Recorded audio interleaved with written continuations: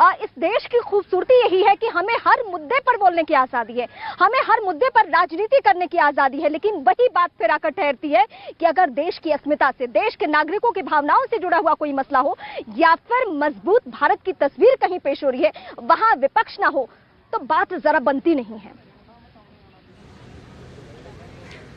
देखिए, जो संसद है उसका लोकार्पण आज 2023 में जरूर हुआ है, लेकिन ये जो लड़ाई पक्ष और विपक्ष के बीच में चल रही है रीमा, उसके केंद्र में कहीं ना कहीं 2024 छुपा हुआ है।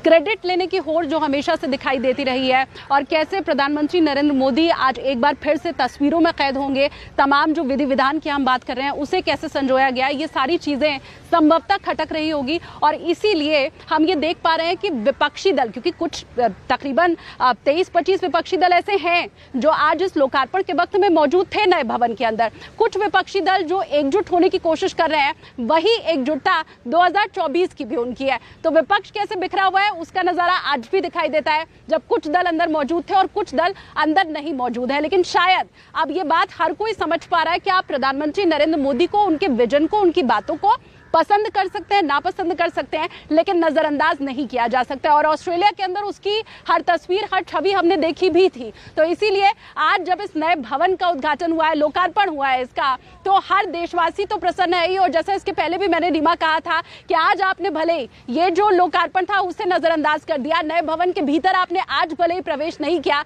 लेकिन अगली बार आपको प्रवेश करना ही होगा। अगला जब संसद का सत्र चलेगा तो इसी नए भवन से चलेगा, और फिर वहां पर आप चाहे, आप ना चाहे, आपकी रजामंदी हो या फिर ना हो, उस सीमा के अंदर आपको प्रवेश करना ही होगा, उन कुर्सियों पर आपको बैठना ही होगा और वहां से मुद्दे उठाने ही होंगे। तो फिर आज के दिन ये जो मुंह फेर करके तमाम विपक्षी दल जो एकजुटता अपनी दिखा रहे हैं, यही सवाल मैं अपने दर्शकों के सामने बार बार दोहरा भी रही हूँ कि क्या 2024 के चुनाव में विपक्षी नेता जीत कर आते हैं तो क्या इस संसद भवन का बहिष्कार करेंगे? बिल्कुल नहीं करेंगे। उन्हें इसी संसद भवन में आकर कार्रवाई करनी है, इसी संसद भवन का हिस्सा बनना है, अपने क्षेत्र के लोगों का ध्यान रखना है, उनकी बातें उठानी है। मैं नीरज का रुख करूंगी, मेरे सहयोगी नीरज इस वक्त जुड़ चुके हैं। नीरज, एक और बातें निकलकर सामने आई जो हमने नए संसद भवन के चर्चा के दौरान अपने दर्शकों तक भी पहुंचाई, हम आपस में भी चर्चा करते रहे कि जो मौजूदा संसद भवन है उसमें बैठने की क्षमता उस तरीके से नहीं है। परिसीमा अगर होगा तो लोकसभा की सीटें बढ़ जानी है। मैं राजस्थान का एग्जाम्पल के तौर पे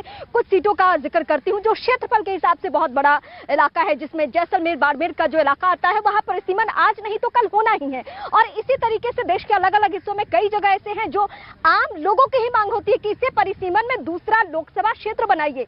तो क्या इसका भी बहिष्कार होना चाहिए? नीरज,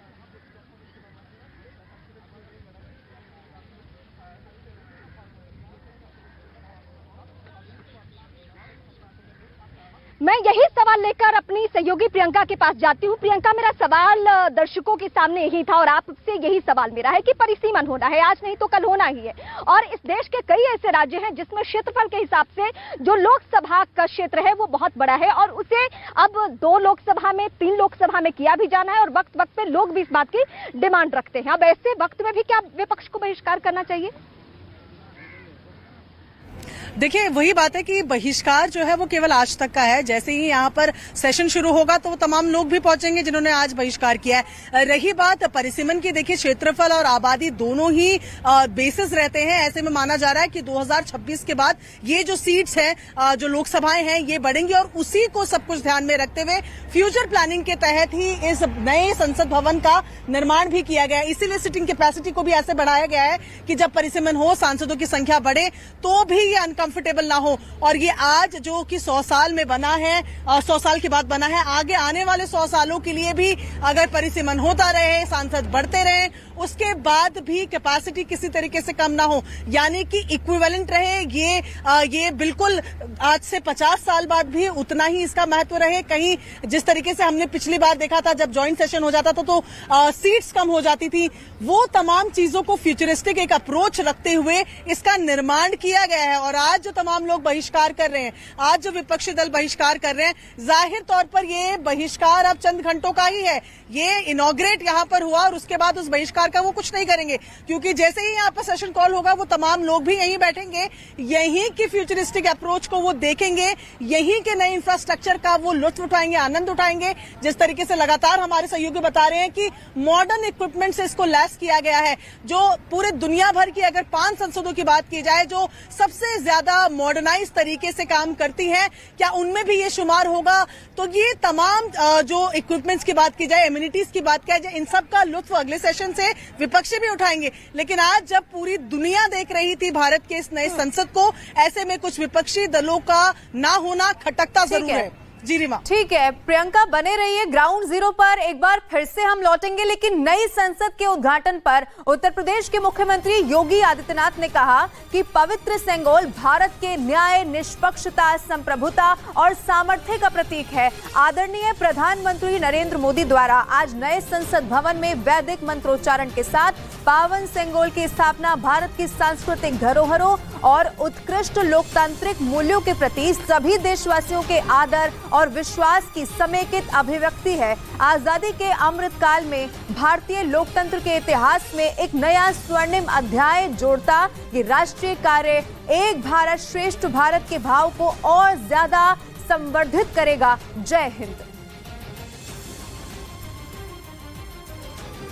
इस भारत की खूबसूरती यही है, लोकतंत्र की मजबूती यही है कि आम नागरिकों के हाथ में ये हक हासिल है कि वो प्रतिनिधियों को चुने, वो सांसद बने और वो सांसद आपस में राय मशवरा करके देश का प्रधानमंत्री चुने। अमूमन यही होता है। कई दफा पार्टियां क्या करती है, नाम अनाउंस पहले कर देती है, जो कि बीजेपी ने 2013 में किया, 2014 में देश के प्रधानमंत्री नरेंद्र मोदी बने। ये हर पार्टी के लिए यही बातें लागू होती है। लेकिन ऐसे वक्त में जावेद, मेरा सवाल घूम फिर कर यही आएगा, और प्रियंका ने एक बहुत बड़ी बात कही, चंद घंटों का ये बहिष्कार है। फिर अगर यहाँ पे मॉनसून सेशन जो कि बहुत करीब है वो जब होगा, तो ये तमाम सांसद, वो तमाम पार्टियों के नेता जो कह रहे हैं कि ये तो इतिहास बदल रहे हैं, वो सब इसी संसद भवन में, नए संसद भवन में पहुंचेंगे। यही होने जा रहा है।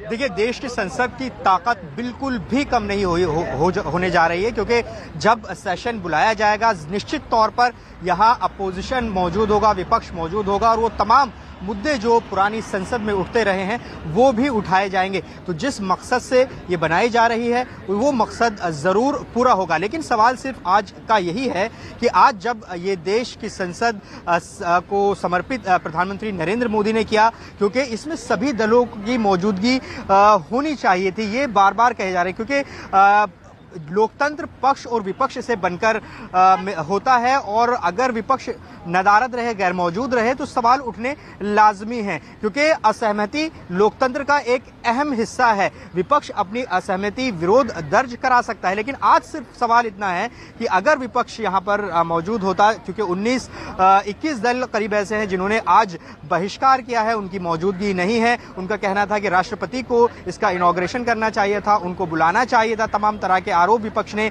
सत्ता पक्ष के ऊपर लगाए, लेकिन आरोप और जो पॉइंट वो रखना चाहते थे वो उन्होंने रखा।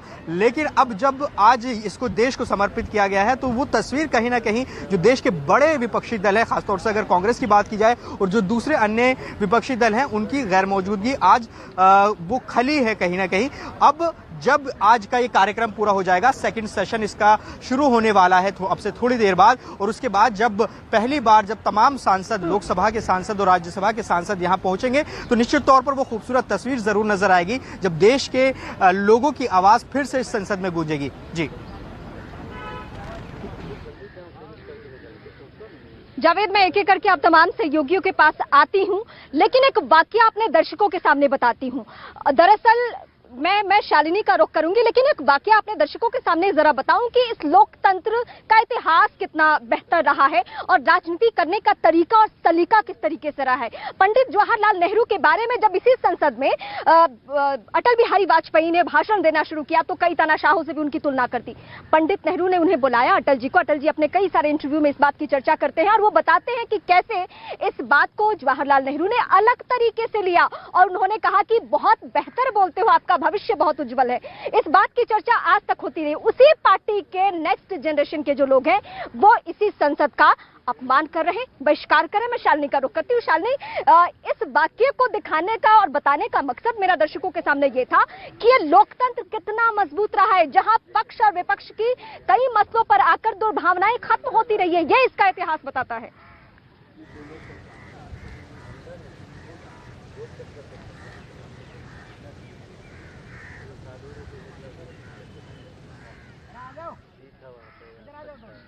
शालिनी, ये सवाल मेरा आपसे था कि इस देश का संसद, मौजूदा संसद भवन जो है, उसका इतिहास ये है कि पक्ष और विपक्ष की कड़वाहट कभी हमने इस तरीके से नहीं देखी। और यही सवाल लेकर मैं प्रियंका अपने सहयोगी के पास जाती हूँ। प्रियंका, मैंने बार बार अपने दर्शकों के सामने कई सारे वाक्य का जिक्र किया, मैं आपके सामने भी वही सवाल रखती हूँ कि पक्ष और विपक्ष की तलखी इससे पहले हमने कभी नहीं देखी थी इस लेवल की। देखिए, जब इस संसद भवन की बात हम करते हैं रीमा, तो केवल तलखी ही नहीं, जब आप मौजूदा संसद को याद करते हैं तो आपको वो दौर भी याद होगा जब मनमोहन सिंह प्रधानमंत्री होते थे, सुषमा स्वराज अपोजिशन में होती थी, एक दूसरे से पूरा विरोध भी था, शेरों शायरियों का दौर चलता था, एक दूसरे का विरोध होता था, मनोरंजक तरीके से होता था। वो अच्छी स्मृतियां भी मौजूदा संसद भवन की है। तलखियां पहले भी रही हैं, विरोध पहले भी हुए हैं, जब सत्ता पक्ष विपक्ष में था, विपक्ष सत्ता में था, विरोध तब भी हुए हैं। लेकिन इस तरीके से एक इतना बड़ा इवेंट जो ना केवल भारत के लिए, जब पूरा विश्व भारत को एक विश्व गुरु के तौर पर देख रहा है, एक सुपर पावर के तौर पर देख रहा है, जहां पर प्रधानमंत्री जहां जाते हैं उनकी तारीफ में कसीदे पढ़े जाते हैं। ऑस्ट्रेलिया में उन्हें द बॉस कहा जाता है, पापुआ न्यू गिनी के जो राष्ट्राध्यक्ष हैं वो उनके पैर छूते हैं, जो बाइडेन खुद आकर उनसे गले मिलते हैं, उनसे बात करते हैं, उनको ऑटोग्राफ मांगते हैं। ऐसे में जब पूरी दुनिया की निगाह इस देश पर है और ऐसे में जब ये नई संसद देश को सौंपी जा रही है, विपक्षी पार्टियों का ना होना खटकता है, क्योंकि जब हम संसद की बात कर रहे हैं, एक प्रार्थना की इस देश के प्राइम मिनिस्टर से लेकर सभी दलों के संसद सदस्य को अनुरोध भी किया कि आप लोग देश के एकता, अखंडता और संरक्षण के लिए, गरीब के कल्याण के लिए और इस देश के महान यानी बहुत पवित्र धर्म संस्कृति को संरक्षण के लिए ज़्यादा राजनीति ना करिए, कॉमन इश्यू पर एकजुट होकर आप सेवा करें, ये मैंने सबसे अपील किया है। तो ये भारत देश को विश्व शांति के लिए विश्व गुरु के रूप में जो जब होता था, अब समय आ गया कि आप इस देश को विश्व गुरु बनाने के लिए माहौल बनाना चाहिए। इस दिशा में सभी को मिल के राजनीति ज़्यादा ना करके विश्व गुरु के लिए क्या नई परिस्थिति होना चाहिए, करुणा, अहिंसा, भाईचारा के रूप में काम करना चाहिए, ये मैंने सभी संसद सदस्य को अनुरोध किया है। हम पूरा देश आप लोगों के साथ है। सेंगोल जब लग रहा था वो एक ऐतिहासिक, वो अच्छा है, बहुत अच्छा है। वो जो शासन का एक प्रतीक है, वो बहुत अच्छा है। शुभकामना। मैं सीधे शालिनी का रुख करती हूँ। शालिनी, कांग्रेस पार्टी के जो बड़ी और कद्दावर और दिग्गज नेता रहे हैं, जिसमें जवाहरलाल नेहरू, इंदिरा गांधी, राजीव गांधी, इन सभी ने भी वक्त वक्त पर यही बातें दोहराई कि जब भारत की बात हो, कोई पक्ष विपक्ष नहीं, सब एक साथ, एक राय।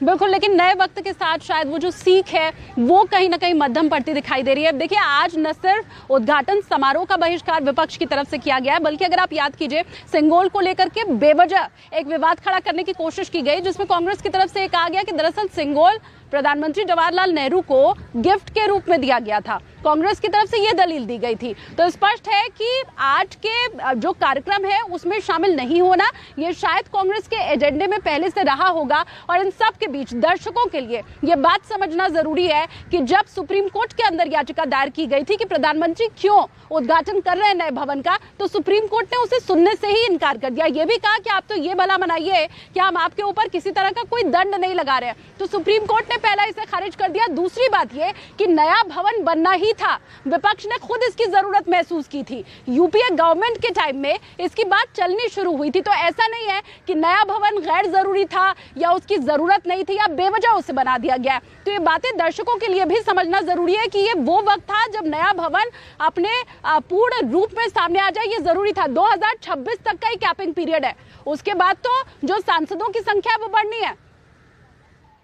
तो आज का दिन भारत के इतिहास में बड़ा गौरवशाली दिन है और हम आज का दिन जहां गौरवशाली इतिहास का दिन है, वहीं पर हमारे असंख्य स्वातंत्र युद्ध के महान योद्धा, चाहे वो सुभाष चंद्र बोस रहे हों, क्या नाम वीर सावरकर जी रहे हों, चंद्रशेखर आज़ाद रहे हों, सरदार भगत सिंह, या आदि लंबी लड़ी जिन्होंने भारत माता की को गुलामी की बेड़ियों से काटने के लिए और अपना सर्वस्व निछावर कर दिया, प्राणों की बलि दे दी, उनको विनम्र श्रद्धांजलि है। भारतीय संसद भवन का भारत की सरकार ने आदरणीय नरेंद्र भाई मोदी के नेतृत्व में पूरा करते हुए उद्घाटन कर रहे हैं। यह अविस्मरणीय दिन है। स्वर्ण अक्षरों से लिखा हुआ यह इतिहास अनंत काल तक के लिए है कि भारत जब तक है तब तक यह लोकतंत्र का मंदिर एक जीवंत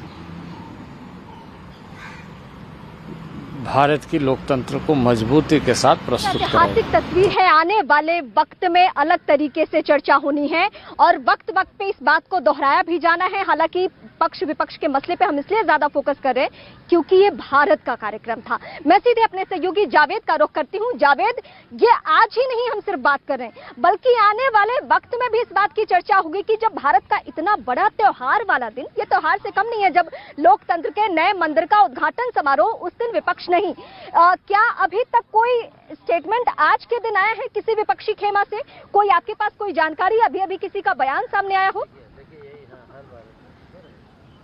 देखिए, जो 19 विपक्षी दलों ने एक साझा बयान जारी किया था और उसमें उन्होंने ये कहा था कि राष्ट्रपति को ना बुलाए जाने को लेकर वो विरोध कर रहे हैं। उसमें तमाम राजनीतिक दल थे जो बहिष्कार आज का कर रहे हैं। आज कोई अभी ताजा बयान विपक्ष का सामने अभी मैं आपके पास आती हूँ, मैं सीधे विक्रांत का रुख करती हूँ। विक्रांत, मेरे सहयोगी इस वक्त बताएंगे कि भारत की राजनीति में क्या इसके लिए जगह है कि लोकतंत्र के पवित्र मंदिर का उद्घाटन समारोह हो और वहां विपक्षी खेमा ही ना हो, लेकिन जो लिस्ट में राज्यसभा के विपक्षी नेता का नाम है उस पे क्या कहेंगे?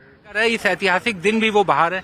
देखिए, विपक्ष लगातार जब से माननीय मोदी जी इस देश के प्रधानमंत्री बने हैं और उन्होंने हर जाति, हर धर्म, हर वर्ग को सम्मान देने का काम किया है।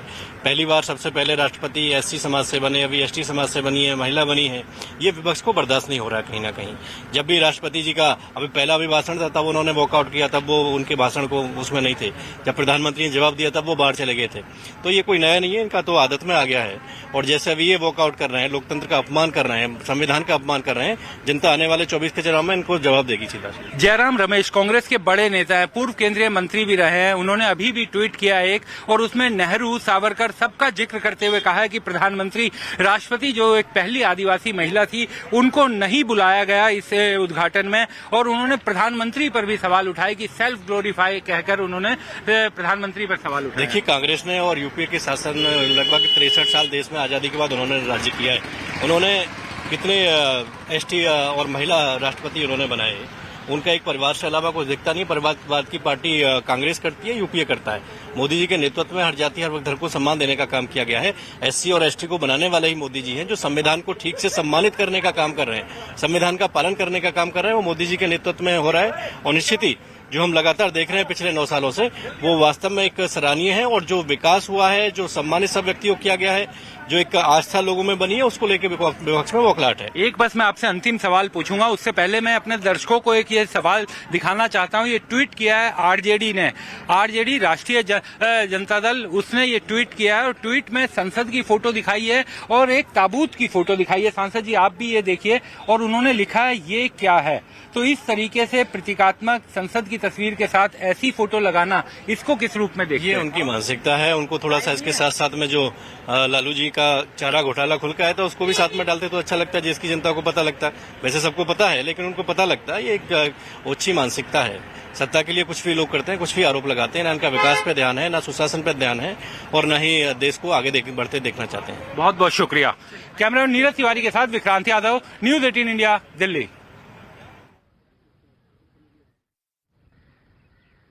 और मैं सीधे नीरज का रुख करती हूं। हालांकि जो अभी मेरे सहयोगी विक्रांत एक ट्वीट का जिक्र कर रहे थे जो आरजेडी की तरफ से आया है, वाकई ये इतना शर्मनाक ट्वीट है जिसको दोहराना भी मुश्किल लग रहा है। लेकिन फिर भी मैं नीरज आपसे ये सवाल पूछूंगी कि क्या इस मानसिकता के साथ इस देश में राजनीति होगी जहां लोकतंत्र के इतने पवित्र मंदिर की तुलना किसी ताबूत के साथ की जाए? बिल्कुल, देखिए सर्वधर्म सद्भाव से जुड़े लोग हमारे साथ हैं। सर, आपसे बात हो रही थी, आप बौद्ध धर्म के से जुड़े हैं। तमाम लोग यहाँ मौजूद हैं हमारे साथ। तीनों लोगों से बात करेंगे जिन्होंने मंत्रोच्चारण किया इस मौके पर। कैसे देखते हैं आज के पार्लियामेंट का जो उद्घाटन की प्रक्रिया अभी चल रही है? आज पूजा अर्चना की गई। इधर आज सार्वजनिक रूप से बहुत अच्छा लगा। देश के प्राइम मिनिस्टर और देश के संसद सदस्य अधिक लोगों ने इधर देश के संसद भवन को नया भवन को उद्घाटन के सत्र पर सभी धर्मों के आचार्य लोगों को बुलाया। सभी धर्मों के आचार्य लोगों ने विश्व शांति के लिए देश के ये संसद भवन में जितना संसद राज्यसभा हो लोकसभा हो, सारा यहाँ आके देश के एकता, अखंडता, संरक्षण, विकास और गरीब कल्याण के लिए एक दूसरे से सहयोग दे के वो एक काम करे, एक दूसरे से सहयोग, ज्यादा राजनीतिक ना करे, सबको एकजुट मिलकर काम करे। ऐसा बहुत धर्म से और तमाम धर्मों के लोग यहाँ मौजूद हैं। तीनों से बात करेंगे, लेकिन मंत्रोच्चारण किया आपने, उस मंत्रोच्चारण को न्यूज 18 इंडिया के माध्यम से करेंगे, सबसे भी बात करेंगे और उसका अर्थ क्या था आप जो वहाँ कर रहे थे? मंत्र सबसे पहले है प्रार्थना होता है, फिर मंत्र होता है। प्रार्थना में नमो तस्सा भगवतो अरहतो सम्मा संबुद्धासा मंत्र होता है। वो अच्छे काम के लिए, देश के लिए अच्छे काम करने वालों का दीर्घायु हो, स्वस्थ ठीक हो, मिल के रहे, ये हो, ये मंत्र होता है।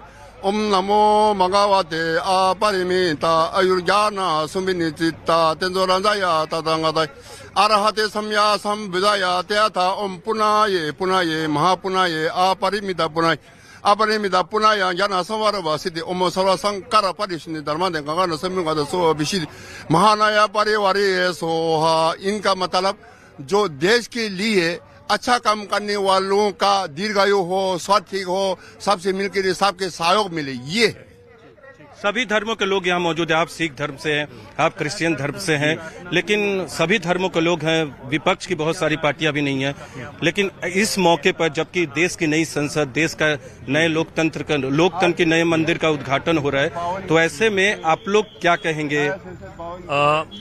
ये जो भवन की निर्माण जो हुआ है ये तो जरूरी था, क्योंकि पुरानी हो गई थी बिल्डिंग और सुना था कि काफी टूट फूट है, तो बजाय पैसा उस पर लगाने की नई बिल्डिंग का निर्माण वो हो गया।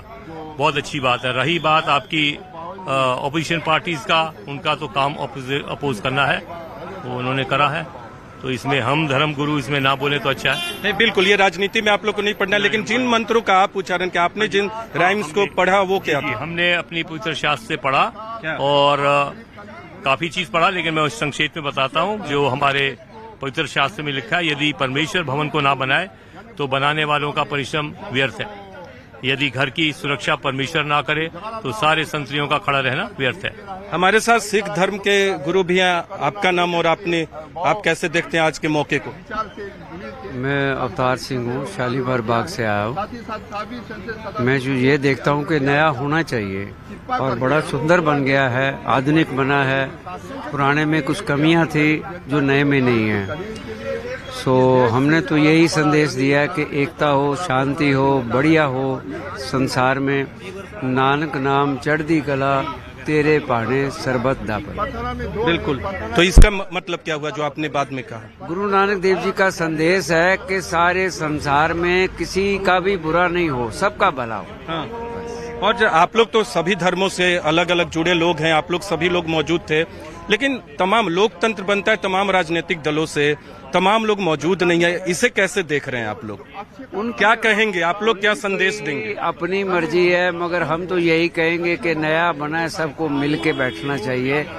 हम पॉलिटिक्स से बाहर हैं। प्रधानमंत्री मोदी को लेकर क्या कहेंगे? क्योंकि अंग्रेजों ने बनाया, आज हम आत्मनिर्भर भारत की ओर बढ़ रहे हैं, अनेकों ने एक पहचान अपनी छोड़ने का काम कर रहे हैं।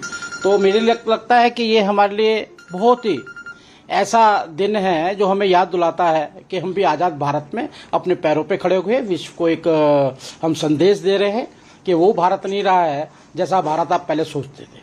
लेकिन जिस तरीके से के बाद एक ट्वीट आना, आरजेडी ने एक ट्वीट किया है जिसमें 2 पिक्चर दिखाई गई, एक नई संसद भवन की जो तस्वीर है वो, और उसके ठीक बगल में एक ताबूत रखा है, और उन्होंने प्रश्न कहा है कि ये क्या है, तो उसके साथ इसकी तुलना आखिर क्यों? देखिए, पार्लियामेंट का उद्घाटन को 15-20 दिन लगातार सुर्खियों में है, और ये डेली नई नई चीजें ढूंढते हैं विरोध करने की। मतलब इनका काम विरोध करना ही है, कोई अच्छी चीज इनको दिखाई नहीं दे रही है, खाली इनका मोदी जी का विरोध है।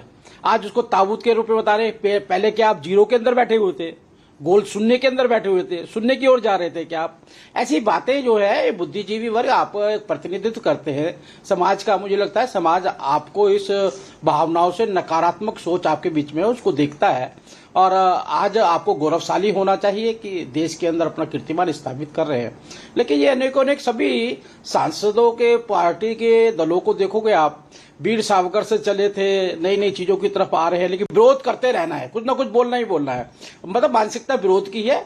और देश का प्रधानमंत्री का जो बढ़ता हुआ ग्राफ है, प्रधानमंत्री की विश्व के अंदर, देश के अंदर जो स्वीकारता बढ़ी है, आप देखेंगे हमने 80 करोड़ लोगों को भोजन दिया है, शौचालय दी है, गैस दी है, इतने बड़े बड़े काम किए हैं। आज जनता उनको प्यार करती है, उस प्यार को ये नफरत में बदलना चाहते हैं, जो कि असंभव है। लेकिन एक अहम सवाल ये है कि लोकतंत्र के मंदिर की तुलना, और मैं सीधे अपने सहयोगी यतेंद्र का इस वक्त रुख करती हूँ। यतेंद्र, मेरा सवाल ये है कि क्या राष्ट्रपति का नाम लेकर सिर्फ विपक्ष एक बहाना कर रहा है? मकसद तो कुछ और है। उसे ये डर है कि इस मुद्दे को कहीं लोकसभा चुनाव में 5 राज्यों के मुहाने पे खड़े हैं उन चुनावों में ना भुनाया जाए। क्या कहीं ये डर तो नहीं है? देखिए, बिल्कुल मैं आपके सवाल का जवाब दूंगा, लेकिन मेरे साथ धर्मगुरु जैन मुनि लोकेश मुनि महाराज जी हैं। मुनि जी महाराज, आज सर्वधर्म प्रार्थना सभा का आयोजन किया गया नई संसद के भवन के उद्घाटन के मौके पर, तो क्या प्रार्थना आपने की? देखिए, आज भारत देश के लिए ऐतिहासिक पल